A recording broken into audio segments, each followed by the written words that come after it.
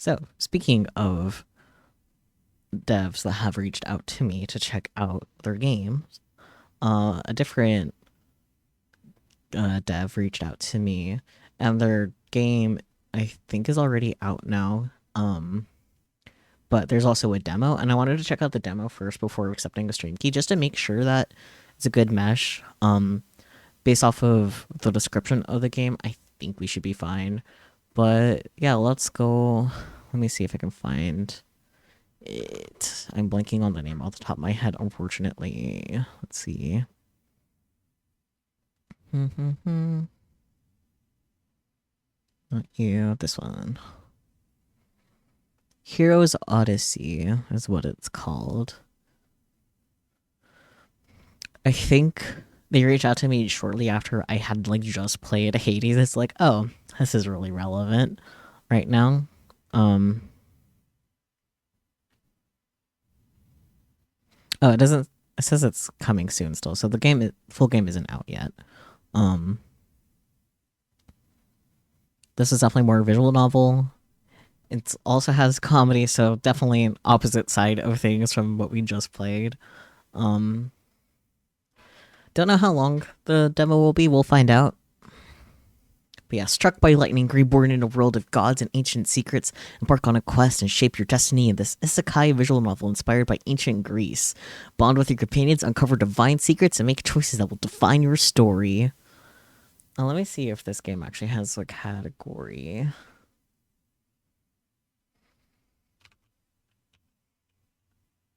It does. Cool. Let me update the title.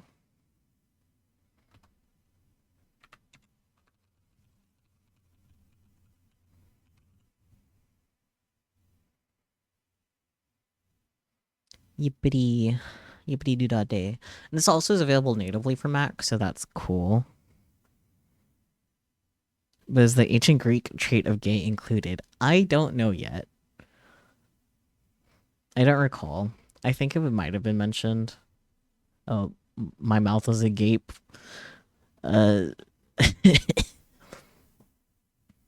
Settings.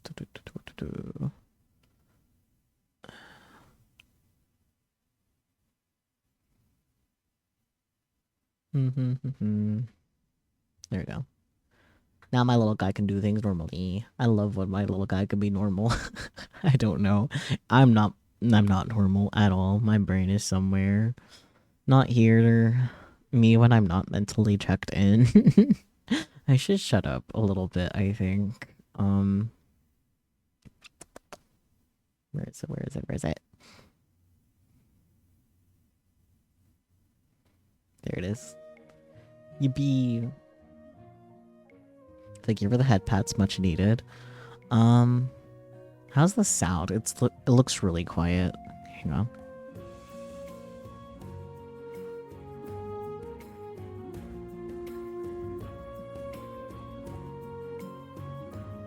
I'm not hearing any sound effects yet. Sound is okay now? Cool. Oh, it said voices though, so I guess some of this will be voice acted, so that's cool.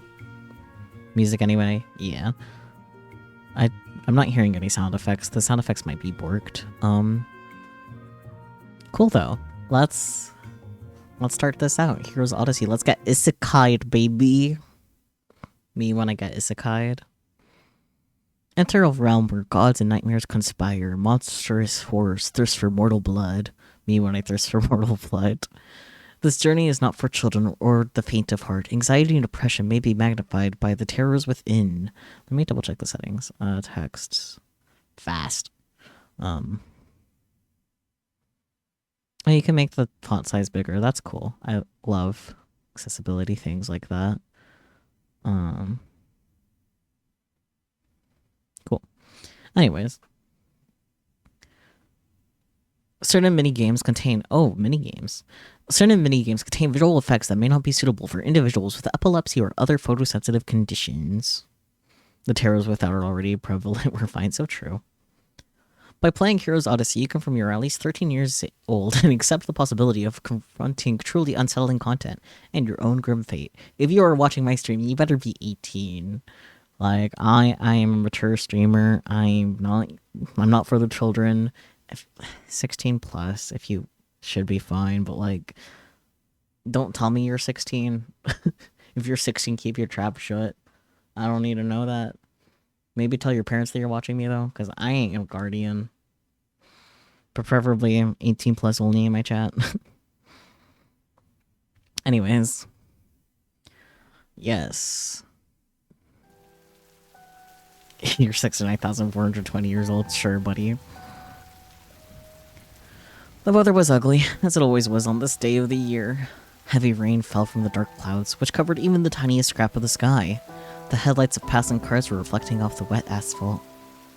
Sora, Kingdom Hearts type shit. Anyways, always the same. The wind-tossed trees had already lost half of their leaves, which now leapt and danced above the sidewalks and ever-hurrying passers-by clutching their umbrellas. Me when I clutch my umbrellas. Colorful lightning bolts frequently streaked across the sky, their long branching shapes striking fear. With each thunderclap, the sound grew closer and closer. The sound of fire truck sirens echoed through the streets, stopping curious onlookers who, as they turned to look, tried to guess where an accident had occurred. Wow, my brain is... But, sorry, I'm distracted. Me? Distracted? Never. Anyways. It was the first time I had the chance to observe such a gloomy day from above, from the roof of the university I attended. Taking advantage of the break before the last class, I decided to spend it here, hidden from others, yet able to see everyone around me. I watched the other students, some walking home and some rushing toward their cars, with bags and backpacks shielding their heads as if afraid the rain might melt them. I saw groups of friends and couples strolling through the park, their wet hands clasped together between two umbrellas. I never carried an umbrella. I wasn't afraid of the rain. Besides, that way, I didn't have to worry about the wind trying to snag it away from me. I just recalled I should probably let Blue Sky know that I am doing a different game now.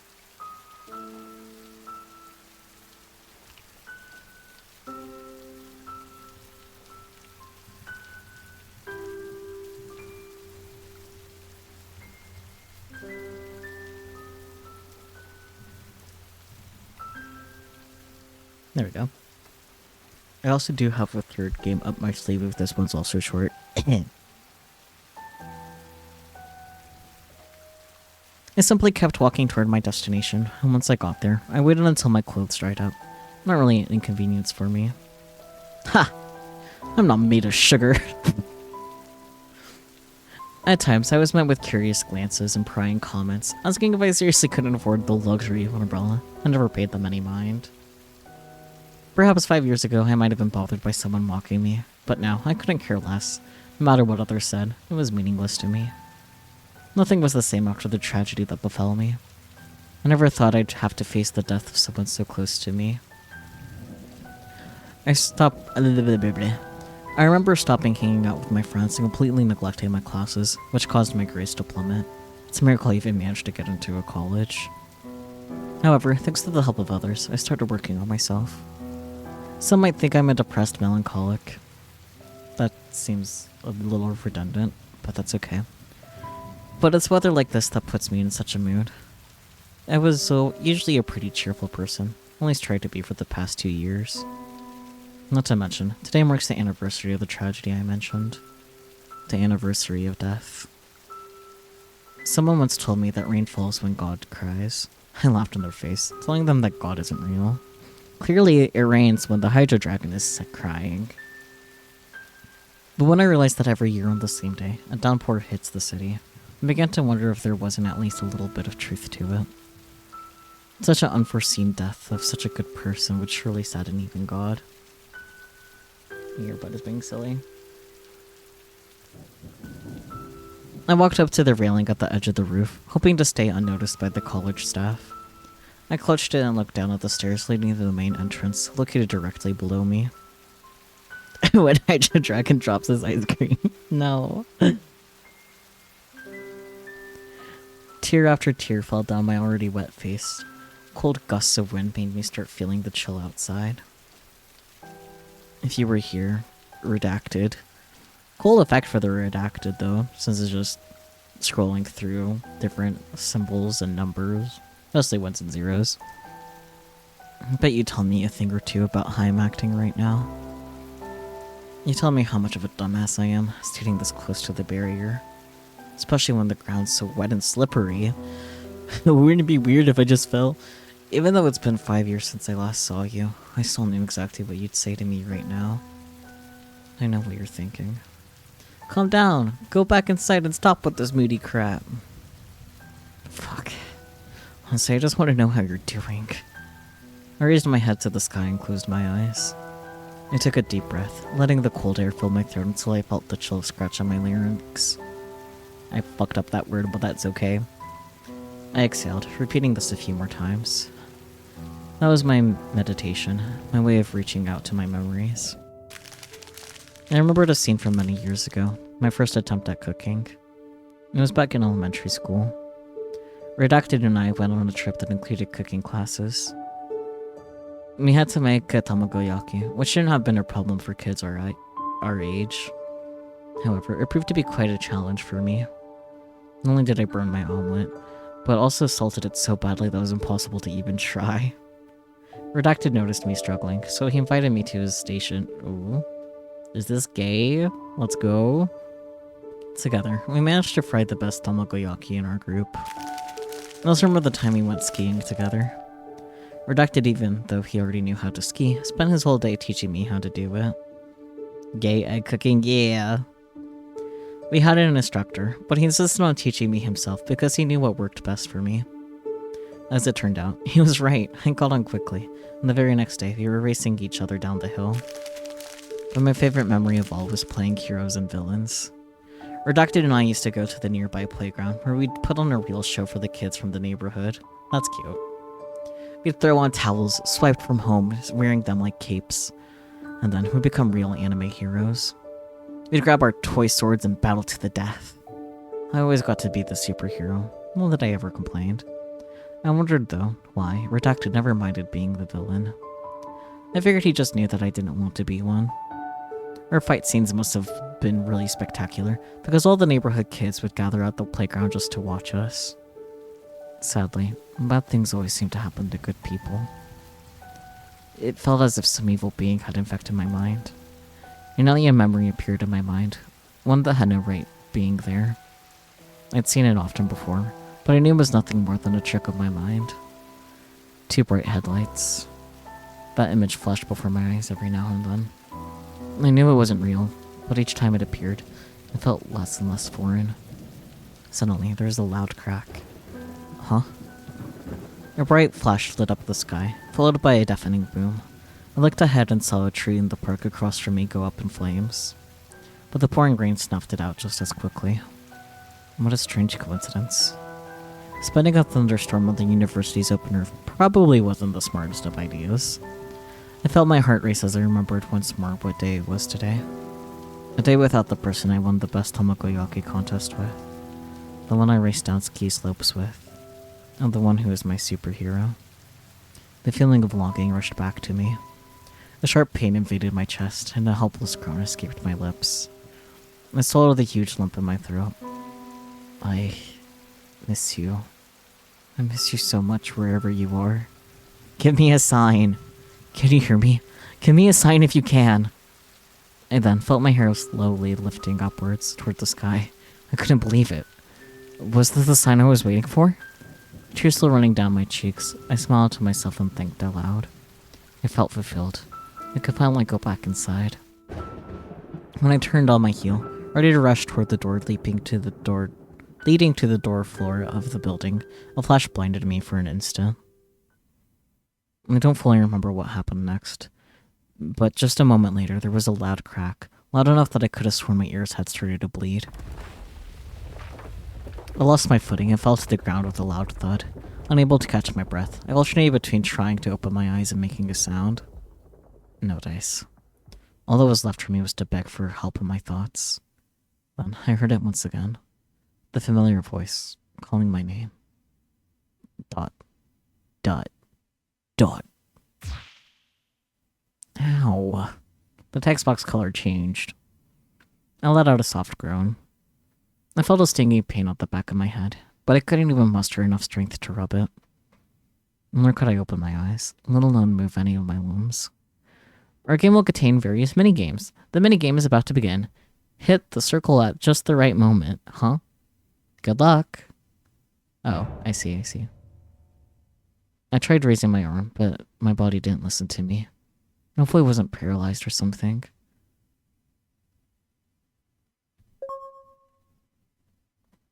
In the distance, the squawking of seagulls could be heard. Be what I'm seagulls that are squawking. Where am I? I heard an incomprehensible mumble escape my lips. Let's try my best to recall the last thing that had happened to me. Quick time events in a visual novel? I mean, Somnium Files. That's all.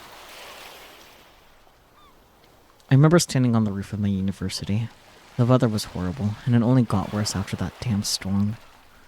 Then, a bright flash blinded me, followed by a thunderclap so loud, it nearly ruptured my eardrums. Ellipsis. I couldn't remember what happened after that. Judging by the surrounding sounds, I guess I'm no longer in the city. In the suburbs, maybe? Ah. Hey, you! Me when hey you. Can you hear me? Maybe. A masculine voice was calling out in the distance. Unable to open my eyes, I could only assume I was the one he was calling out to. I heard footsteps a moment later, the sound of bare feet shuffling along sand. The man walked up and stood right by my head. I could hear his shallow breathing. He must have been casting a shadow over my body, because I immediately felt comforted, and my skin, which had just been burning up, could now breathe a sigh of relief from the sun. How strange. Such scorching sun in late autumn? I could have sworn it was raining just a moment ago. Everything all right? Maybe. You look pretty worn out. Taking care of a stranger. Oh, just what I wanted. Well, you don't have to sound that enthused about it. I mustered enough energy to slowly raise my left and then right eyelid. My vision was still blurring. Even though my eyes were playing tricks on me, I could tell I was on a bleach? Yep, totally 100% on a bleach. Because that's the thing that you can be on. Bleaches. Duh. If anyone tries to tell you otherwise, they're lying. Me when I'm on the bleached side. My brain was still sluggish, so it took me a moment to recall that the nearest beach to my city was in... I didn't even know where. Oh, you're alive. Maybe. What a surprise. I know. I let out a quiet groan and closed my eyes. The bright color's too much for me to handle. I tried to wake up my overheated brain, asking it where I was and why, though it proved to be harder than expected. I could only remember fragments of what had happened. At that moment, I couldn't tell whether my morning on the rooftop had been a dream or if I was in one now. Fuck. My head. I started rubbing my temples. My fingers brushed against tiny grains stuck in my hair. Either my dandruff had come back with vengeance, or it was lying in sand. I wasn't sure which scenario was more likely. As my strength slowly returned, a sudden wave of panic surged through me.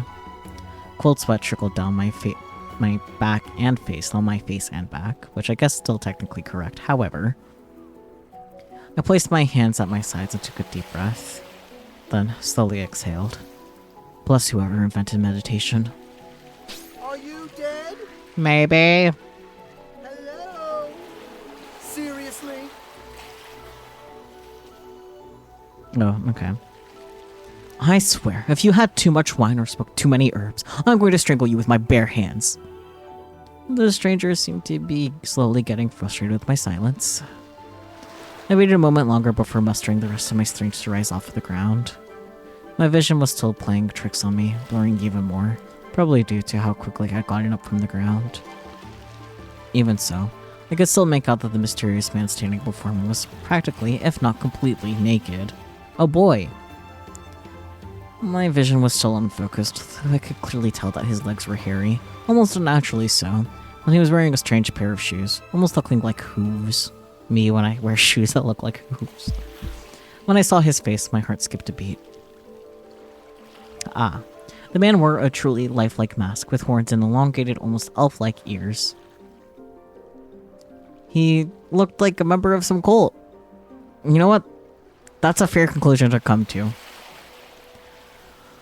Only after a few moments was I able to regain my sight, so I took another look at him in frozen disbelief. His hairy legs weren't just excessively hairy, they looked like they belonged to a goat. His shoes looked more like real hooves, and the mask seemed to be his actual face. At that moment, the stranger no longer seemed like a cult member, and instead he started to resemble the devil himself.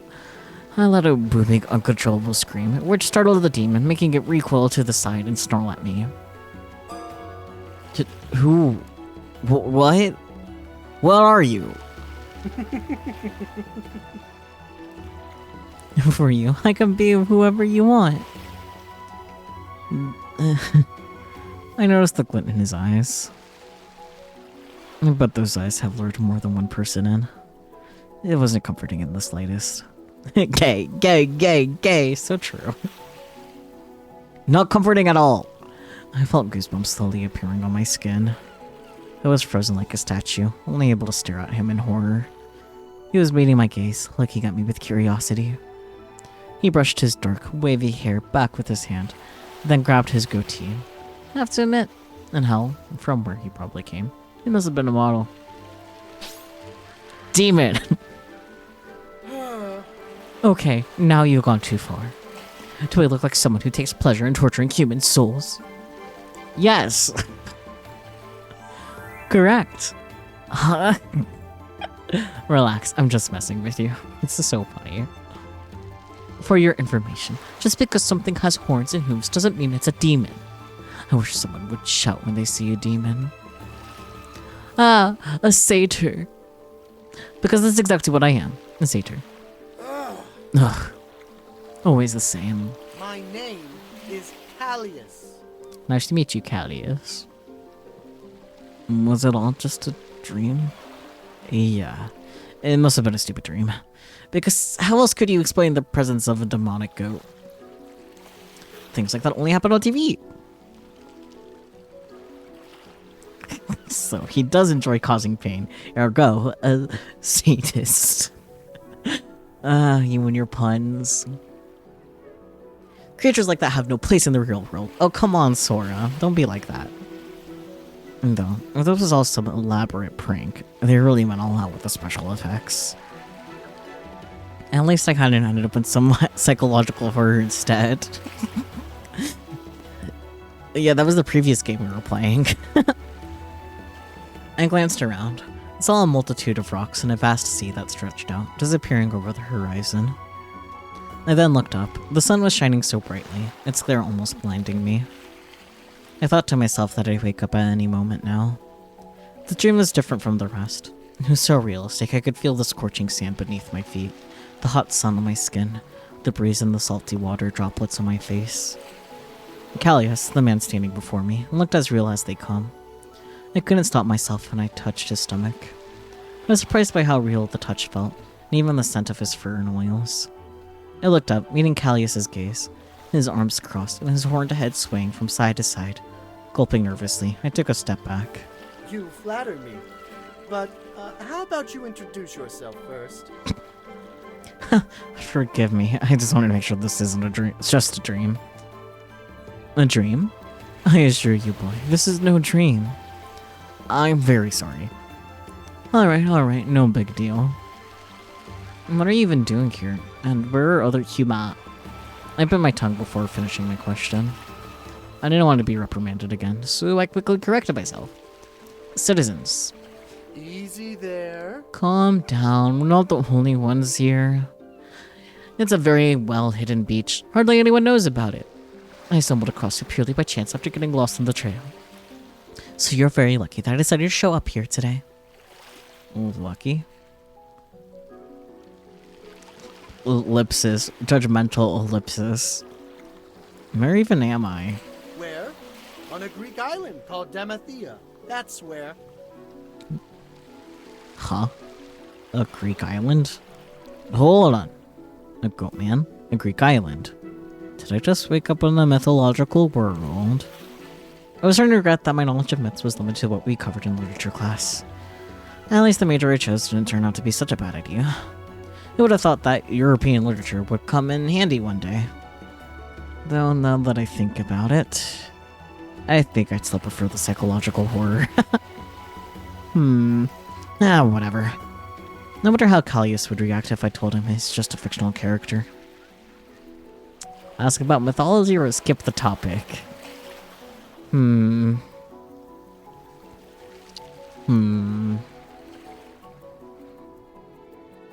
Let's ask about mythology, fuck it. You said a Greek island. Like the ones in mythology? What? Mythology? Callius seemed genuinely taken aback by my question, almost as if I asked him which modeling agency he worked for. I felt more and more self-conscious with each word I spoke. You know, the collection of myths about Greek gods, demigods, satyrs, and all that. He looked deep in thought. He squinted his eyes, sunshine lighting up his face. Zeus, Aphrodite, Hades, Dionysus. Enough! Okay. I stopped immediately, widening my eyes. Callius seemed furious. Had I done something to anger him once more? I gulped and tried to force out an apology, but it came out so faint that he didn't even seem to hear it. Callius stomped his foot and took a menacing step toward me. I was afraid that my adventure might end prematurely. You're pushing your luck. Are you seriously trying to test the limits of my patience? Or are you perhaps hoping to prove to me that my kind is not as smart as it might seem? Check if I'm foolish enough to believe your every word. If you have something to say to me, then... No. Excuse me for saying all that. I never even dream of belittling you. It's just where I come from, this world is only a fantasy. What? A fantasy? You're still going with this. No, I'm so sorry. Where are you even from? Japan. I never heard of that village. Sounds exotic. Excuse me? Did I hear him correctly? I don't understand if someone didn't know where my country was, but mistaking it for a village? That sounded like he was just trying to get under my skin. It sounds so isolated from the outside world. No wonder it's hard for you to believe in such an advanced civilization as ours. Seriously. Alright, I've probably heard that one. Tell me, Callius, what exactly am I doing here? I should ask you the same thing. And then there was an awkward silence. I perfectly understood what he was trying to imply. I was prepared to go back to my uni's roof and simply head to my Gothic literature classes, where we discussed interesting novels.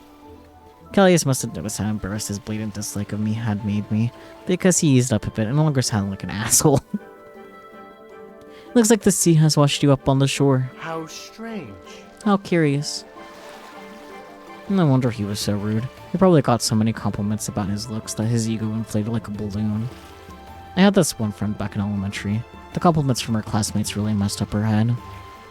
One day, she flat out told me that I was too average to be her friend anymore. Oof. That stung. What was that? Forget it. Unless... There's one more explanation, though it seems even less likely. What's that? Before I arrived at the beach, I saw a single lightning bolt across the sky. Or at least, I thought I did. I think it struck somewhere around here. Now that I think about it, it might have hit this very spot we're standing on right now. I wasn't sure if I understood him correctly, but I believe Callius was suggesting that the lightning bolt could have brought me here to this beach. That theory shouldn't have surprised me, all things considered. After all, I was currently shooting the breeze with an unmannered half-man, half-goat. I wasn't sure about how much time I'd spent on the island, but I was pretty sure I wasn't just washed ashore by the sea. My clothes should have been at least a bit damp, but I didn't feel anything sticking to my body, not even my briefs. Not to mention that I probably would have jumped before washing up on the shore. I don't think I'd been lying on the beach for too long either. If I had, the scorching sun surely would have made its mark on me. I didn't have any sunburns, not even reddened skinned. No sign of a heat stroke induced headache either. Kalia stood in front of me in silence, probably checking if I'm smart enough to catch his hint about the lightning bolt. Or maybe he didn't want to say it out loud, knowing how outlandish it sounded. I decided to show him that I'm not just some clueless nobody. OMG, that would totally make sense. Huh? OMG? I forgot you probably don't know what slang is. Slang? OMG is a short way of saying, oh my god.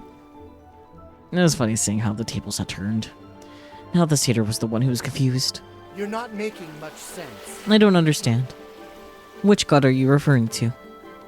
You know what, Kalias? Never mind. Your village speaks a strange dialect. Lightning bolt, you said? Mm-hmm. It was such a bizarre occurrence. I thought I was seeing things at first. But there's not a single cloud in the sky. How could... Exactly. If the lightning didn't strike from a cloud, but from an open sky, then that means...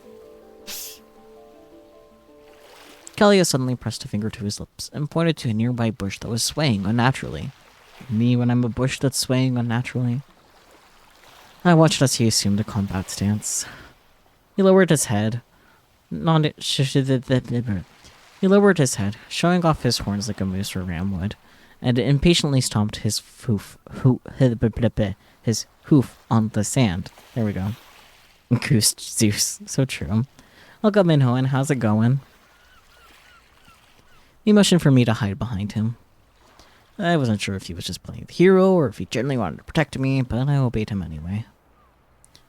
You thought I wouldn't notice you? Who are you?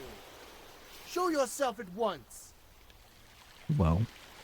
I watched as Kalias tried to act all dangerous and intimidating. He looked downright ridiculous. Even adorable in his own way. Like an angry goat. I was hoping he could at least fight. Enough! Get out, now! Show yourself, or else I'll dive in there myself and give you what for. All of a sudden, a figure clad in a green robe leapt out of the bush. I could swear it froze in midair for a brief moment, suspended high above us. I barely had time to process, the stranger jumping between me and Kalias, separating us. They pulled out 2 razor-sharp daggers, pointing them at us. Instinctively, I jumped back, almost tripping over myself in the process. I was hoping that whoever this person was wouldn't think I was trying to attack them. Raising my hands above my head in a gesture of surrender, I tried to look the attacker in the eyes. They had a long green hood on their head.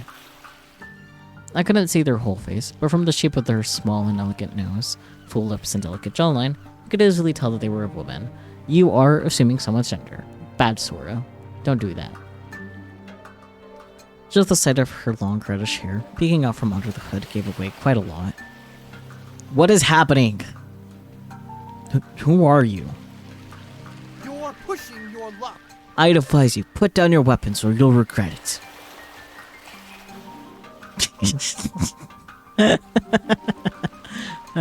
Sora looks so pathetic.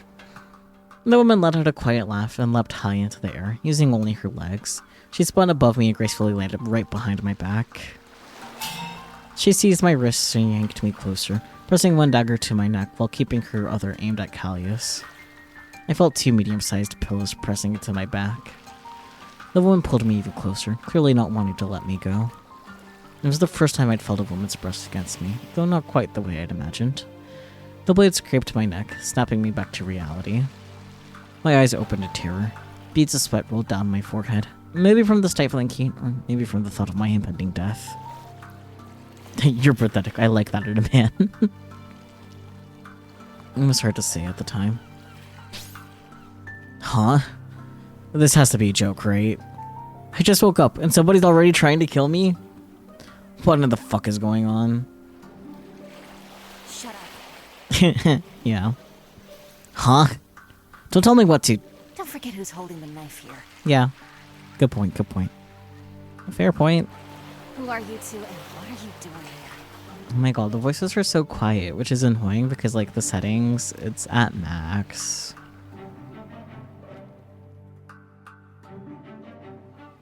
If I turn these down a bit again.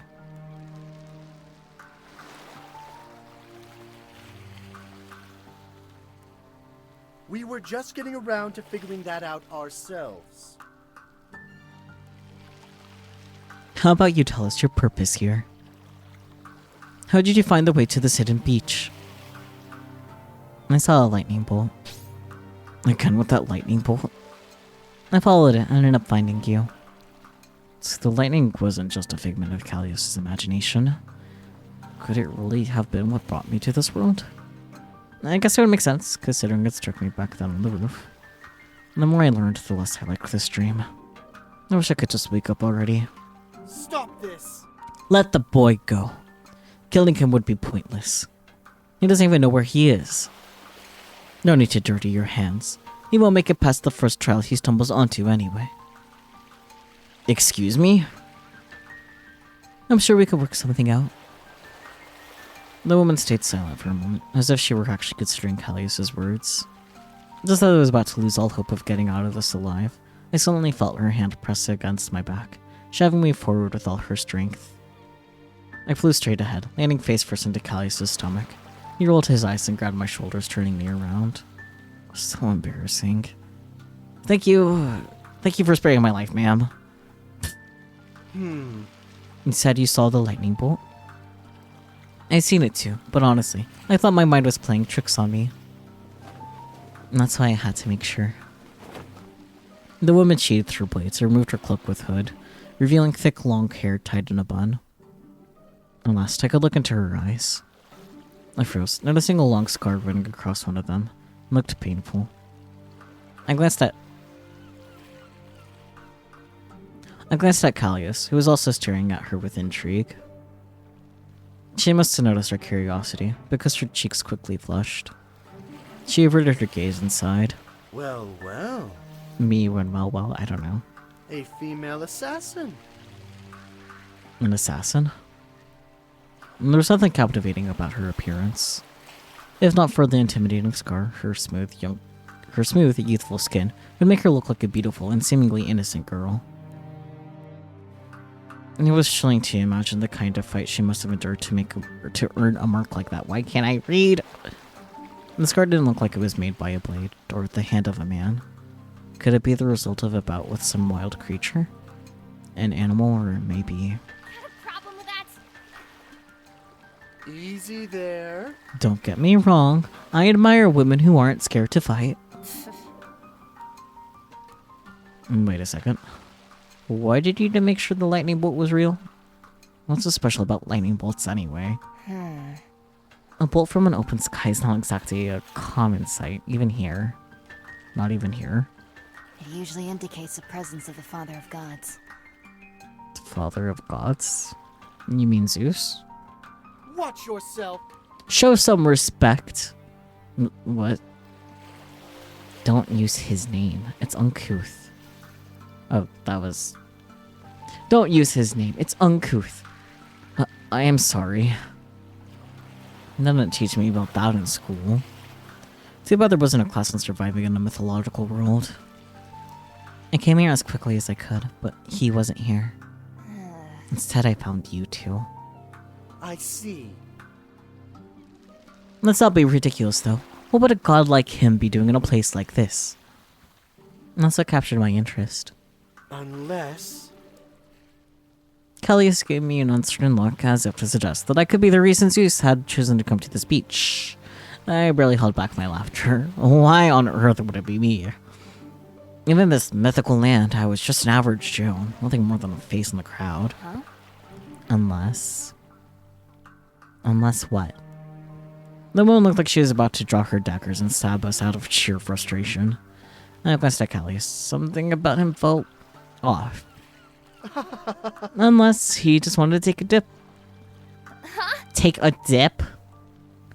What? Gods have human needs too. If you were one, wouldn't you want to swim like a mortal every now and then? And how do you know I'm not one? The woman's words were dripping with irony. Callius' odd comment about something really struck with me.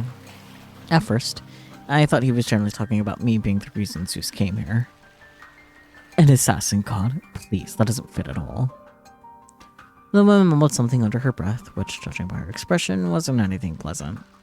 Hey, calm down, both of you. We just managed to bury the hatchet. I felt a hand clutch my wrist.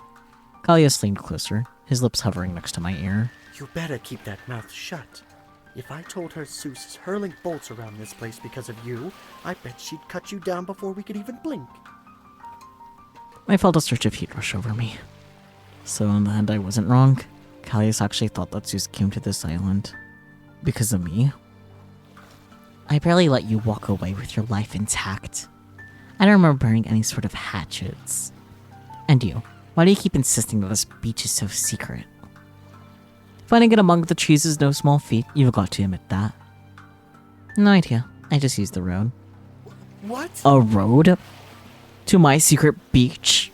Again with this? Please just knock it off already. I looked around and spotted a narrow path winding through the forest, leading straight to where we were standing. It must have been hidden behind the master's shrub where the assassin had been hiding. That would explain why I hadn't noticed it earlier. Oh yeah, I see it now. I usually approach this place from the other side. There's no convenient pathways for the... Callias cut off as the ground suddenly started to shake. I adopted a wide stance, bending my knees and throwing my arms out, hoping to steady myself. I saw that technique in a movie once. Callias did the same. Meanwhile, the assassin crouched low, brushing aside the sand, and drove her daggers deep into the moist earth, gripping them tightly. Shit, what now? An earthquake? A sudden flash blinded us, my ears pierced by a horrendous screech. For a second I thought I'd been struck by lightning again, but when I opened my eyes, everything around me was the same. Everything except for the presence of another person. They stood there with a mocking smile on their face, arms crossed, looking down at me with an air of superiority. I turned to the others and saw them kneeling in the sand, their heads literally buried in it. They looked so ridiculous. I wish I could capture that sight on camera. If only I had my phone with me.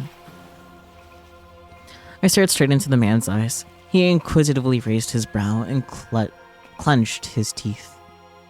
His shoulder-length hair was white as snow, matching his thick eyebrows and bushy beard. His face looked dignified. He wasn't old, but he couldn't have been younger than 40. He was just... Wait. He wasn't old, but he couldn't have been younger than 40? Blinks. Like, not that 40 is necessarily old, but like... Anyways. He was dressed in a long tunic adorned with gold elements, making it feel as if I were face to face with a king. A king? Oh my god. Literally. I immediately dropped to my knees and buried my head in the sand as well. My deduction skills were a bit slower than usual, but it finally clicked that the stranger wasn't just any stranger. He was Zeus himself.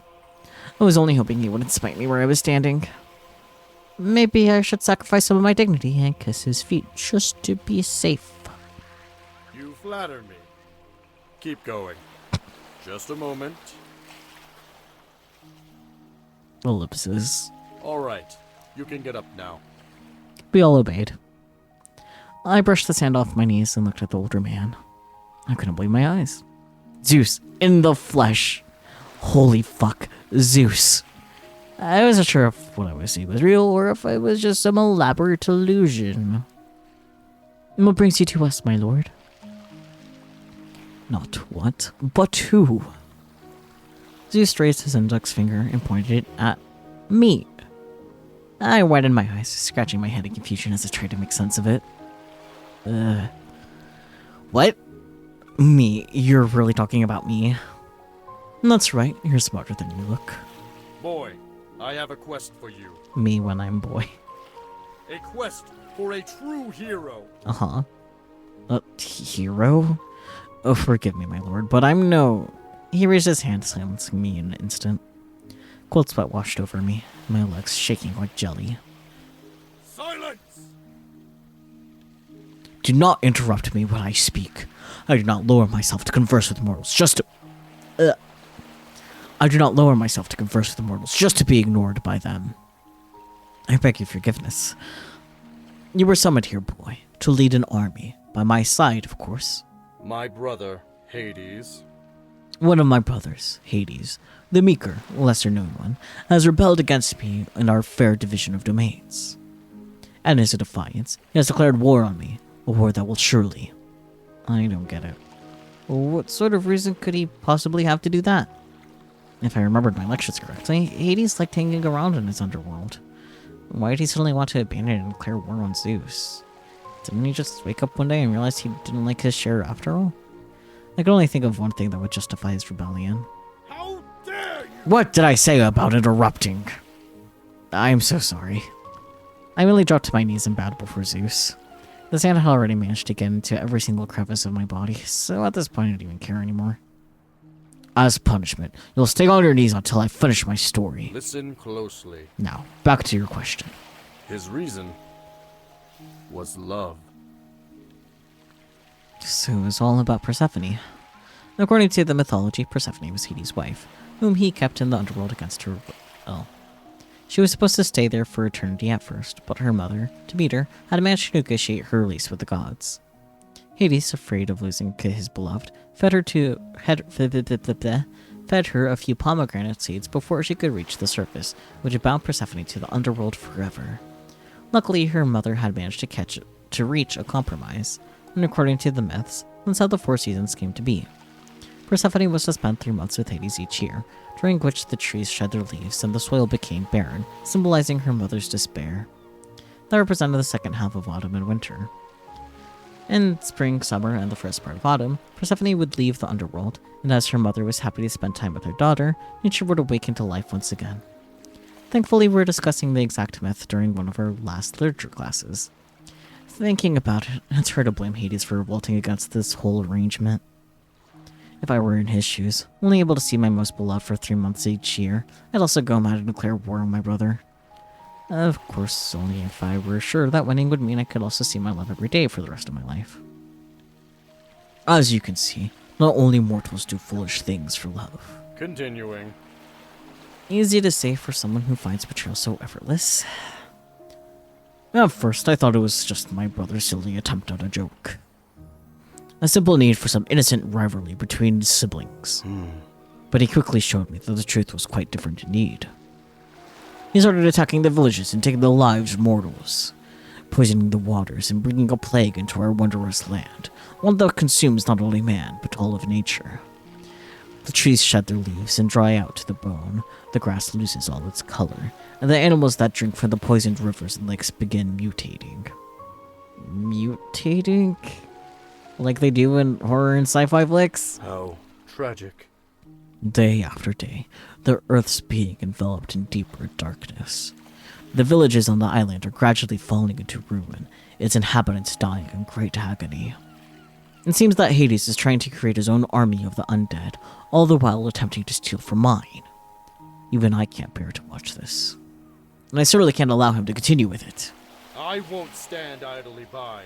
My brother took the first step, marching down the path of war. Now it's my turn to take the next step and bring it to an end. There's just one little problem. Is it me? Am I the problem? The problem? For the god above all gods? I don't think it was little in the slightest. All I know is that Hades found a powerful warrior, one he imbued with his power, one who is ready to bring him glory, or die trying. Disgraceful.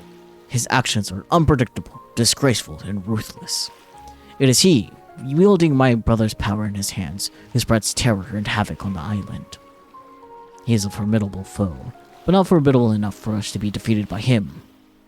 I know he won't stop until he achieves his objective and brings about one final battle. That's why I need you, boy. I lifted my gaze towards him, my knees still planted in the sand. His firm expression made it clear that the word no didn't exist in any dictionary he knew. Why was I the one chosen for this whole mission? Well, the first people I met on the island were a demon satyr and an assassin girl who would jump several meters into the air. Who could, not would. So why did Zeus need my help? The help of an ordinary man like me? Not that I'm complaining about the lack of willing warriors, but you. You have something that intrigues me. And get up already, I've finished my story. Terrified, I followed the order. I brushed the sand off my clothes and gently nodded. Forgive me, my lord. Me, my wife, my children, and all of the mortals. We all place our hopes in you. so don't you dare disappoint us.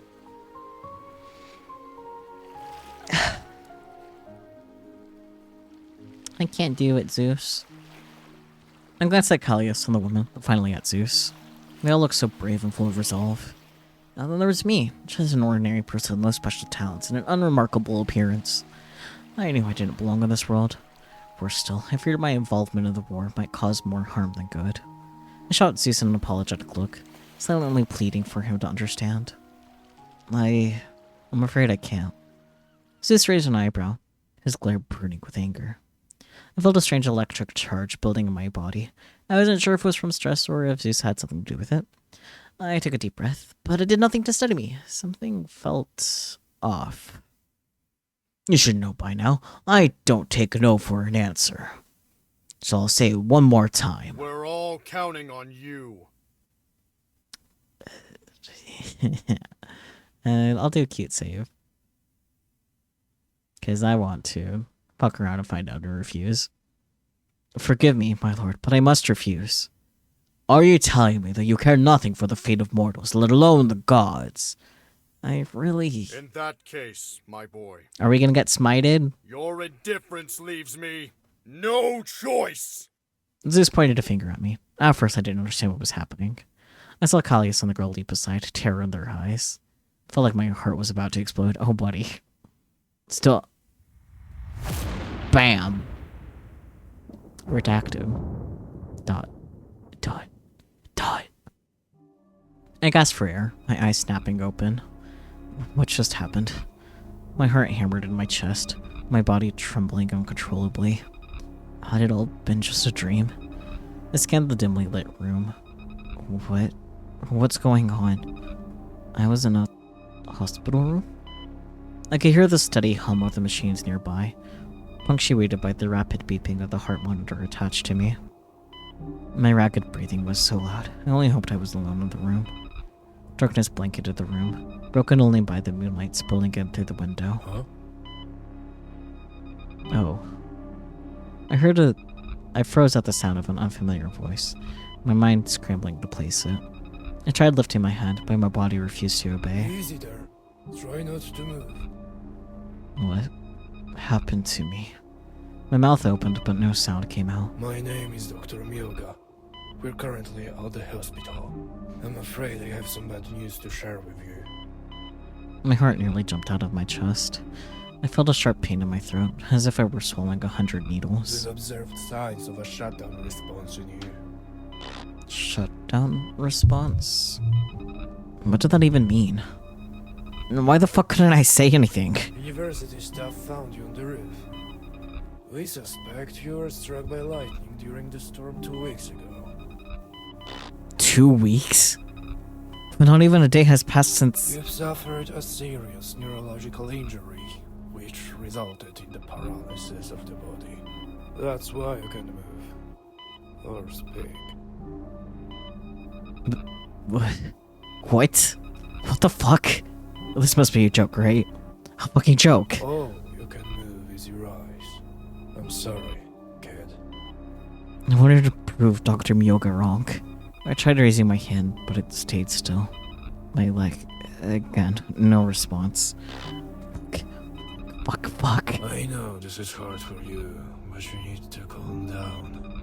Your heart is in a very poor condition. Hold on. I'll get you something that will help you relax. I wanted to beg the doctor to stay, but I couldn't say a word. A strange fear gripped me. I didn't want to be left alone in this dark room. Something was watching me, I just knew it. I lurked in the corner, waiting for us to be alone. As soon as Dr. Myoga left the room, I saw a pair of glowing eyes. An empty gaze fixed directly on me, making my chest feel like it was collapsing. I waited for the cardiac monitor to shut off from overworking, and this abomination began crawling towards me. I could hear it. It was getting closer. I felt its presence right beneath me. The doctor still hadn't returned, and I was fighting for my life.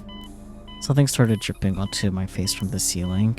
Something viscous, reeking of spoiled meat and rotten eggs.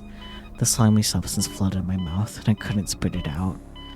As it made its way straight down my throat, I feared I might choke on my own vomit and die. I tried desperately to call for help, but not even a faint murmur escaped my lips. A drop of the thick liquid splattered against my nose. Curiosity urged me to look up, but fear held me back. No, I'm not looking. I shut my eyes and tried taking a deep breath. Redacted. Suddenly, I felt a violent impact against my chest. Something detached from the ceiling and fell onto me. I couldn't feel its weight, but from the sound it made, I knew it was really heavy. Its tank cut unimaginably, like a corpse left in a hot, sealed room for weeks. My eyes snapped open and I saw it.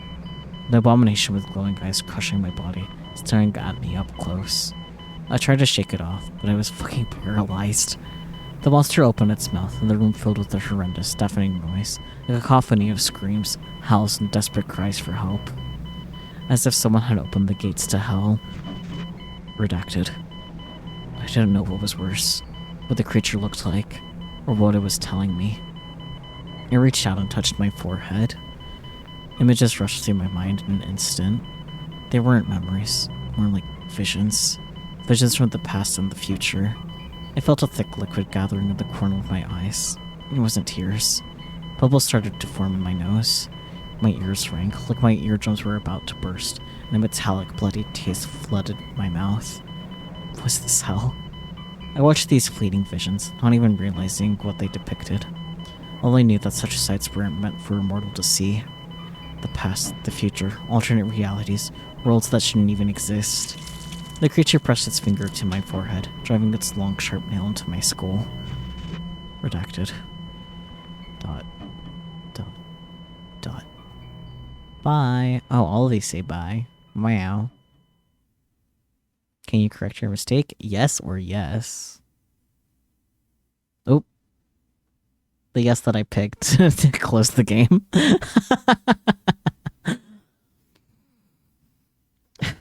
Dude said he would prefer to be in a psychological horror. He got in one.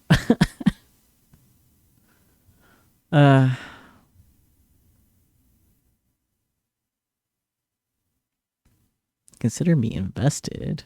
Oh. Whoa. Hang on. You guys need to see this. Where's the window? Here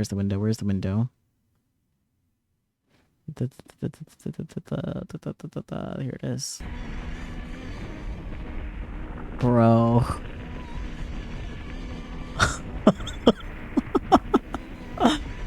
That's crazy. Oh, I love shit like this so much. The genre change, I know, right? Oh my god, I love this. Okay, let's... I hit continue, can I load my save? Oh, no. Hitting continue does nothing. New game? Okay. That's crazy. Wait,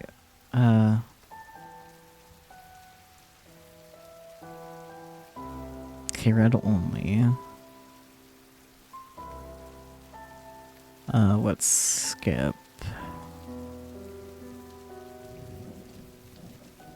Okay. No, I can't skip. Oh, there we go.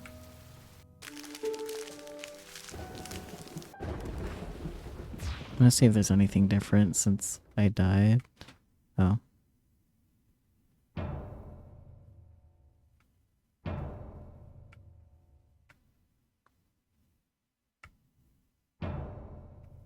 Okay, it's because I'm not getting the QuickTime events. Hang on. Let's just load from the thingy. Yeah, let's accept. You're right. I'll do whatever it takes. I won't go change the genre of the game again. I hope that sounded convincing. I had no idea what had just happened or how exactly I could help, but I was too afraid to ask any questions for fear that Zeus would punish me. Oh, he sure did punish you. I was already shitting bricks after I failed to recognize him. I'm glad you come around. You have no idea how lucky you are. Something told me I'd made the right choice. I sort of think what might have happened if I... Ah, I see you have already managed to recruit 2 companions. Huh? Huh?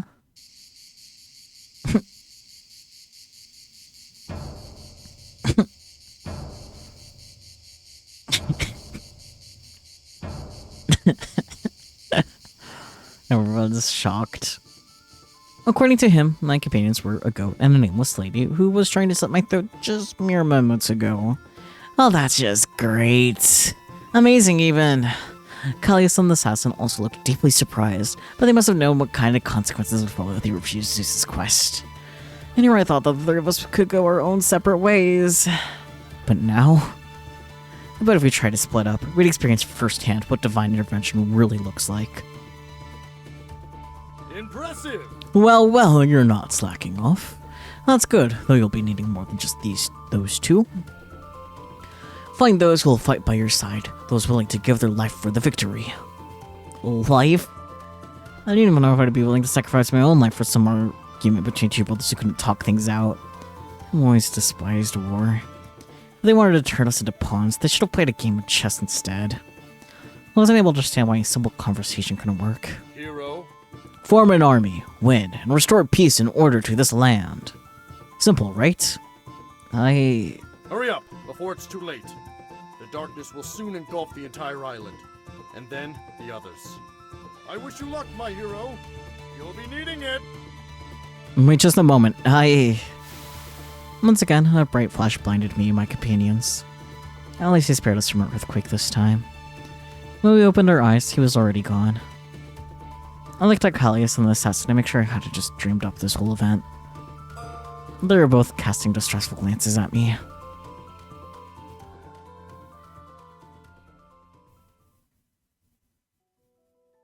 That wasn't just in my head, right? Our Lord really blessed us with his presence. I don't get it. It was real, but calling the boy a hero, there's gotta be some kind of mistake here. Me? A hero? It was hard to wrap my head around it all. I had just arrived on the Silent and already found myself taking on some suicidal mission. Surely you don't doubt our Lord Assassin. He's never wrong after all. Callius glanced at me, sized me up from head to toe, and his smile slowly started to fade. At least that's what they say. My face turned red. I know I wasn't exactly the epitome of manliness. I didn't hit the gym. My only regular exercise was a morning dash to the bakery for some fresh bread. Fresh bread. But according to Zeus, I've got that something. Something that makes me a better pick than Callius, the assassin, and thousands of others under his command. Maybe I'm like a character in a video game who starts weak, but with some grinding and dedication becomes an unstoppable powerhouse. I'm supposed to follow the guy who almost soiled himself when I gave him a little scare. You put a knife to my throat! I wouldn't call that a little scare. If you were this hero you're talking about, you would have gotten out of that situation on your own. But instead you waited for that goat to save you. Hey, watch it. If you can't even handle me, a mere mortal, how do you plan on to take the god of the underworld? I lowered my head. I wanted to snap back, but nothing came to mind.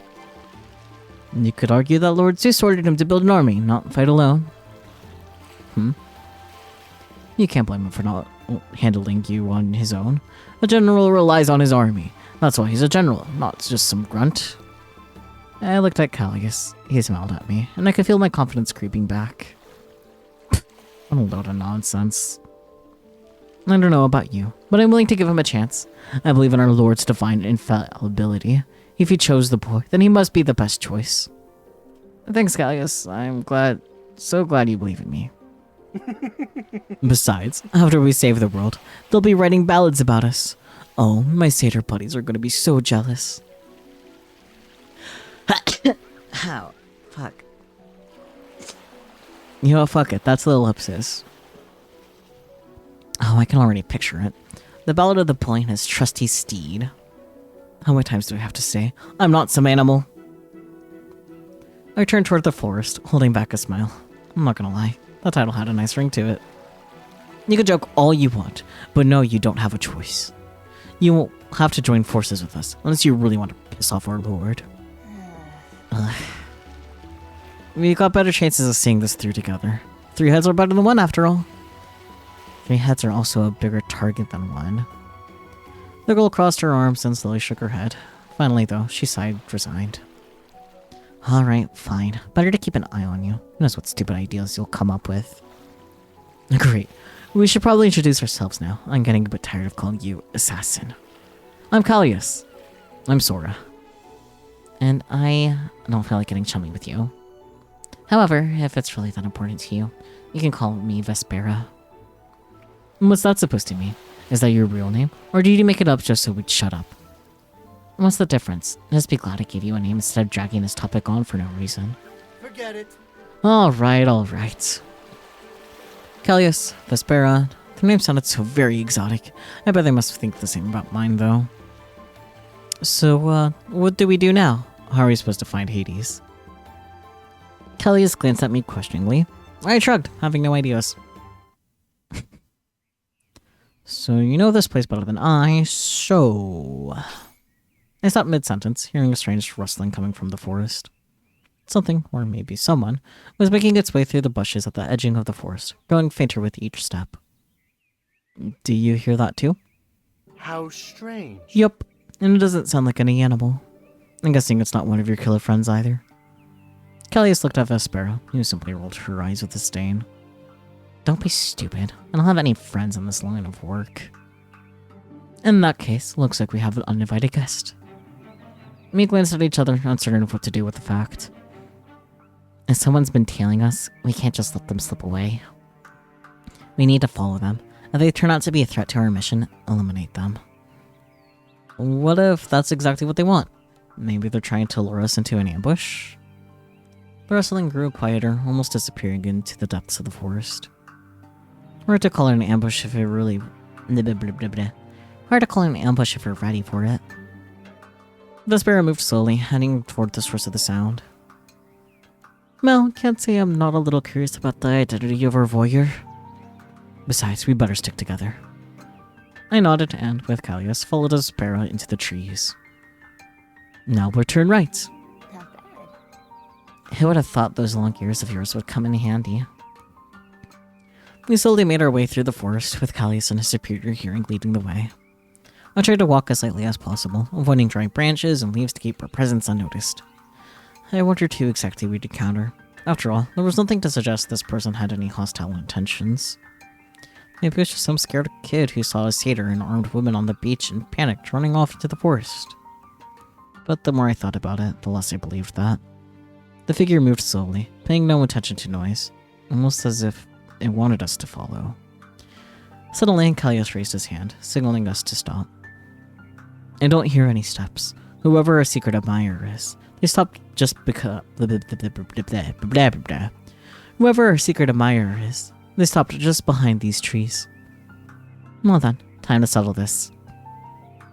Vespera's face hardened with determination, her fingers hovering over the hilts of her daggers, ready to draw them if her unwelcome guest turned aggressive. We carefully circled the trees and stepped into a small clearing.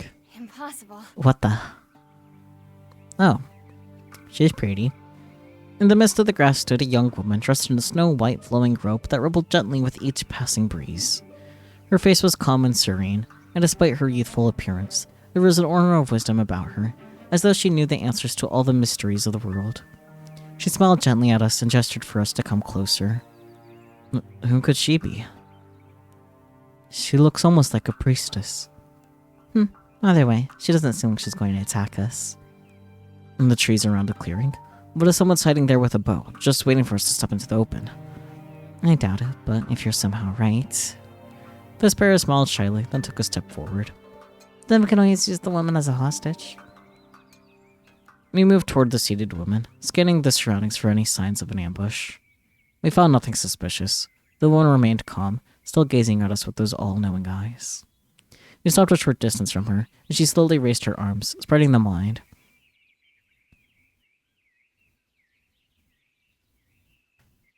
Greetings, my dear ones. What a pleasure it is to finally meet you. Especially you, young man. The woman clad in white fixed her gaze on me. I nervously swallowed, feeling a chill run down my spine. Me? It is you whom our Lord has chosen. Am I mistaken? The woman seemed to know more than she should. She must have overheard a conversation with Zeus. Out of the corner of my eye, I noticed Vespera's face twist into a grimace of displeasure. I just hoped she wouldn't charge at an unarmed person. The woman noticed Vespera's tense stance and smiled disarmingly at her. No need to be wary of me. I am a servant of the gods, just like you. Sure. Vespera scoffed under her breath, though I noticed she relaxed a little. You strive towards a noble goal. I'd like to help you achieve it. I'm not following. Well, that's fantastic and all, but where did you even come from? I followed the divine thunderbolts until they led me here, just like you. Months of wandering across seas, forests, and villages brought me to this shore. Months? I understand that you, too, had a difficult road to travel, but you did not falter, and in doing so, you proved your devotion to the gods. Well, I was actually nearby. Just a short walk and I was on the beach. Same for me. The corners of her lips suddenly dropped. She cleared her throat and forced a smile back onto her face. You haven't had the honor of proving your determination to our lord. You must be quite envious of me now. Sure. You already know our names, but we don't know yours. It'd be proper for you to introduce yourself. Of course, where are my manners? You can call me Pythia. It's both my title and my name. Hi, Pythia. Pythia. Callias raised his eyebrows, surprised. I nudged his shoulder. Who is this whole Pythia? I think I've heard of her before. I am only thinking of Hello Charlotte. The priestess of Apollo, with the ability to protect the future. They say that her words are the will of the gods, and her prophecies are known throughout the whole world. I knew she must be a priestess, but it never occurred to me that we could be dealing with Pythia herself. I'm glad to hear you've heard of me, though you must already understand that my prophecies are not mere guesses. Every word I speak finds its reflection in reality. Historically, she's the Oracle of Delphi. That doesn't drop the connection to Hello Charlotte for my brainworms. Pythia looked at me, straightening up. Her smile faded, replaced by a serious expression. Young man, as an emissary of the gods, a tough road lies ahead of you, full of obstacles and dead ends. You will face trials that few mortals could survive. That's why you must remember your comrades, both those who are here now and those who will stand by your side in the future. A general must care for their army. However, you will need to find a balance between loyalty to your comrades and fulfilling the role destined for you. Satisfying everyone is impossible. It may turn out that you will need to focus on one person, the one who will become closest to you. Do you understand what I'm saying? I think so. Even though Pythia spoke in riddles, I managed to grasp the meaning of her words. Sooner or later, Sooner or later, I'll have to choose the person I trust the most. And the person will become my confidant, or perhaps something more. I glanced at Callias and Vespera, wondering who I would follow if I were forced to choose. I can't forget about those mysterious future companions too. Who knows which of them I'll trust the most? Yeah, she's telling you that romantic routes are mutually exclusive. Yeah, basically, because I'm pretty sure this is part dating sim, so... Very well. I can foresee your future with one of these people. Just one? Even prophecy I make demands my complete effort. If I attempted to craft more than one, the torment involved could drive me to madness. I nodded, regretting my question. Pythia had traveled for months to offer her help, and here I was, about to ask her for something she couldn't give. But polyamory! I also need an object that reflects this person. Without it, my ritual cannot proceed. Do not worry. Simple objects you can find on the beach or in the forest will suffice. Now, come closer, young man. I took a step forward, and suddenly a strong herbal aroma hit my nose, causing my head to spin. Before I could react, Pythia grabbed my hand. I felt a strange tingling that coursed through my entire body. Ah. Pythia closed her eyes and gripped my hand tighter, her nails digging into my skin. How curious. Her eyes opened, she let go of my hand. I stumbled backwards, barely managing to regain my balance. Are you alright, Sora? Yeah, she just scared me a bit is all. In your future, I see 5 people you'll be able to grow closer to. I also know which item symbolizes each of them. Amazing. Now, all that's left is for you to bring me one of those items. Oh, hi. I see. So the thing is, Pythia, you know, but I don't.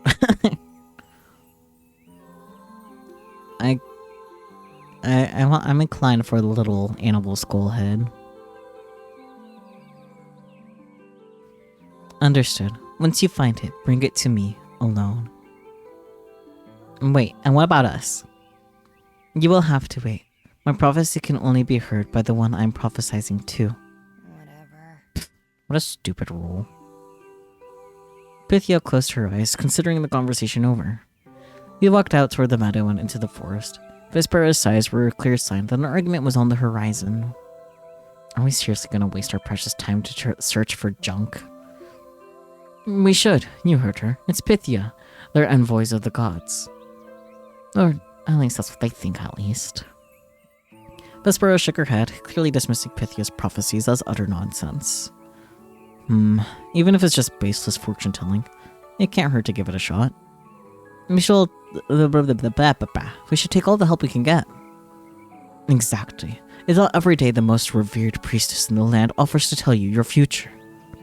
Suit yourselves. At least I won't have to listen to the drivel. Kellius clapped his hands, taking it as an agreement. He was incredibly excited, as if we were about to have the time of our lives. All right. Let's start the search then. Remind us, boy. What exactly were we supposed to be looking for? A wolf skull.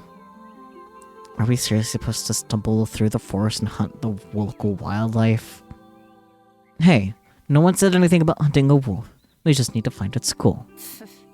So a wolf that died of old age. Needle in a haystack. Vespera had a point, but I still preferred that over hunting a wolf. I wasn't one for harming animals, especially when we had a way to settle this without bloodshed. If I were an old wolf, I'd spend my golden years somewhere cozy and peaceful. Kalia stroked his beard, deep in thought. Then his eyes lit up and he raised a finger. I know where we can find a skull. Not too far from here is a peak called Wolf's Hill. Fitting name, don't you think? Wolves used to rest there, drink from the nearby stream, and bask in the sun. Though, as far as I know, it's been years since anyone's seen them there. The skulls of wolves that passed away peacefully should still be there. And that'd be a very convenient solution. But are you sure you remember the way? Of course! I used to go there all the time when I was younger, just to watch those graceful creatures. I know the way to Wolf's Hill like the back of my hand. You'll see. Grinning with enthusiasm, Callius took off through the trees, leaving us behind. I hope you do, for your own sake. After a short journey, one that involved doubling back a few times under Callius's excuse of taking in the sights, we finally arrived at Wolf's Hill, which turned out to be a small mound, barely any higher than the land around it. There, we found an old animal skull, bleached white by the sun. Callius picked it up and handed it to me with the grace of someone presenting a bouquet of roses. I took it carefully, shivering as my knuckles tapped against its hollow, hardened surface. Wasting no time, we made our way back to the edge of the clearing, this time with Vespera serving as our navigator. Nervously holding the skull before me, I stepped away from my companions and onto the meadow, approaching Pythia.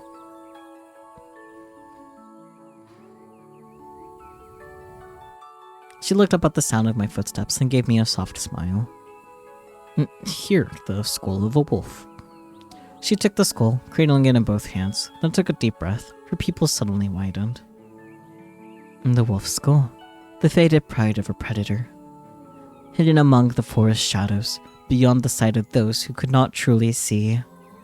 Wild by nature, untamed, cold, lifeless, yet serene, full of life. Though silent, she still feels. Pythia's fingers sank into the hollow-eyed sockets, as if trying to glimpse something just beyond her vision. In her eyes, reflections of other worlds, other forms, not always human. She is afraid. Her heart longs for someone who understands, even as her mind tells her to flee. Like a lone wolf, separated from its pack, hungry and weary, yet fearful and watchful. Her body began to tremble, and her grip on the skull tightened. She edges closer to the fire, drawn to its warmth, its promise of safety, but one sudden movement, she vanishes into the dark once more. Perhaps one day, someone will come who can tame her wild heart, or who will let her run free. She opened her mouth, as if she wanted to say something, then her shoulders slumped, and she leaned forward. Terrified, I took a step closer, ready to catch her, but she raised her hand, stopping me. It's okay. I'm fine now. She shook her head and opened her eyes. They were hazy, as though she hadn't fully returned to the present. Her hands were trembling. Everything all right? Pythia looked directly at me, her face lighting up with an unnaturally wide smile. Sometimes the truth is just part of the illusion. What? Suddenly, I felt a soft pressure on the back of my neck, as though a cold hand had brushed my skin. My breath caught in my chest and my heart raced. I instantly turned around. There was no one here. It must have been the wind. I swear someone was standing behind. I turned to Pythia and furrowed my brows. The meadow was empty. What in the... I crouched down to the spot where I had just seen Pythia. The grass blade stood undisturbed, and there was no sign that anyone had been here before. A few moments later, I heard the steps of my companions. You were taking your sweet time, so we came to check on you, just in case... What? Wait, where's Pythia? She vanished into thin air. Vanished, you say? This is some trick, then. It's no trick. I shot back sharply, making Vespera raise an eyebrow. See for yourself. Not a trace of her remains. I stepped back, allowing Vespera to approach. She scanned the area, astonished. See, it's as if she was never here in the first place. She opened her mouth as if wanting to say something, but closed it a moment later, moving a few steps forward and examining something on the ground. A confident smirk appeared on her face. Yeah, you're right. She was never here. But what? She was just our delusion. Come here. Callias and I joined Vespera. In the tall grass lay a small pile of twisted, half-burned roots. That biting herbal scent hit me again, the one I had noticed earlier. Mandragora roots. Someone must have been partying hard in here. Callias turned to me, noticing the confused look on my face. An extremely potent hallucinogen. Some people, even satyrs, burn and inhale the fumes, which cause various hallucinations. Just like us hallucinating Pythia. But how is it possible that all three of us saw and heard the same thing? Well, group hallucinations aren't exactly rare. This one was pretty unusual, but definitely not impossible. I can't believe it, but she looks surreal. I could even feel her touch. I looked at the hand Pythia had grabbed earlier, but I couldn't find any traces on it. It's all just an illusion. Let's leave already. This touch is giving me a headache. Callias and Vespera stood up and started walking away. Just an illusion?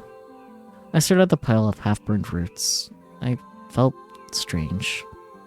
Pythia, the woman I had just been talking to, didn't exist. She was just a figment of my imagination. A gust of wind shook the ash, which swirled through the air and flew right past my face. I noticed something white and irregularly shaped in the middle of the pile. I brushed aside the half-burned roots with my hand, ignoring the possibility that they might be poisonous. Ugh. Buried underneath the ash was a long, good animal fang, most likely belonging to a wolf. It was milky white, weathered by the sun. Ahem. Sora, what are you still doing there? Gonna move on. I struggled to tear my gaze away from the fang, and clenched my hand around it, but after a moment loosened my grip. The fang sank back into the ash, disappearing from my sight. Sometimes the truth is part of the illusion. I stood up, brushing the ash from my knees, and rushed after Callias and Vespera, who were leaving the meadow. We returned to the beach after a short trek through the forest. Right. What were we talking about earlier? Oh, right. How are we supposed to find Hades? The best starting point would be a journey to the nearby village of Elenus. Trade is thriving there, and the traveling caravans should prove to be a valuable source of information. Sounds like a good idea. Of course it is. After all, I'm the one who came up with it.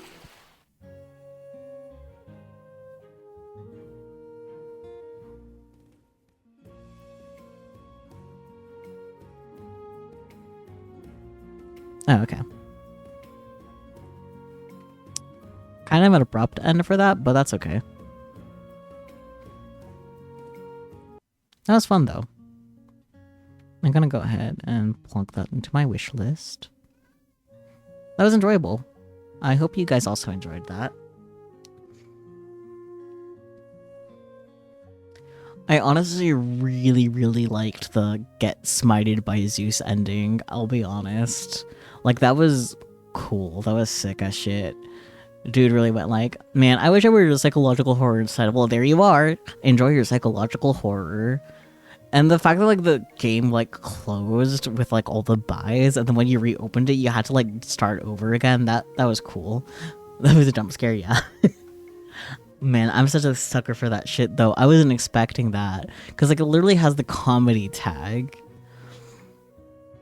Or describes itself as a comedy, I think. I don't know anymore. But that's enjoyable. Fun time. I look forward to more of it. I can't wait to let the dev know. It's like, hey, I actually really enjoyed the thingy, so I would love a little stream the game key. Yeah. Meow indeed, cat. Meow indeed. Me when I'm a cat and I go meow. Man, these are good. I love one good game. I think before I move on to the next one, I'm gonna go on a quick break.